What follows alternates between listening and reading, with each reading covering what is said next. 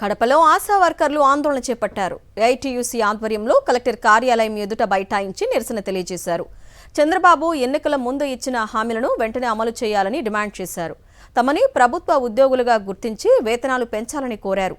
ప్రభుత్వం వెంటనే తమ డిమాండ్లను పరిష్కరించకపోతే పోరాటాన్ని ఉధృతం చేస్తామని ఆశా వర్కర్లు హెచ్చరించారు. ఆశా వర్కర్లు పడుతున్నటువంటి బాధలు, వారు చేస్తున్నటువంటి పనులకు సంబంధం లేకుండా ఉన్నది.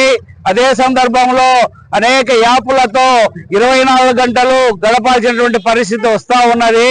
ఫీల్డ్ వర్క్ చేయాల్సినటువంటి పరిస్థితి వస్తా ఉన్నది. కాబట్టి ఇంతటి పని చేస్తున్నటువంటి వారికి కావలసినటువంటి మెరుగైన జీతాలు ఇస్తానని చెప్పి ప్రకటించిన చంద్రబాబు నాయుడు కనీస వేతనం అమలు పరచమని చెప్పేసి ఆశా వర్కర్లు అడుగుతా ఉన్నారు. కాబట్టి వెంటనే ఆశా కార్యకర్తలను ప్రభుత్వ ఉద్యోగులుగా గుర్తించాలా, కనీస వేతనాలు అమలు పరచాలా. అంతవరకు రాబోయేటువంటి కాలంలో భవిష్యత్తులో రాష్ట్ర వ్యాప్తంగా ఉద్యమాలు శ్రీకారం చుడతామని చెప్పి ASHA workers union AITUC demand చేస్తా ఉన్నది.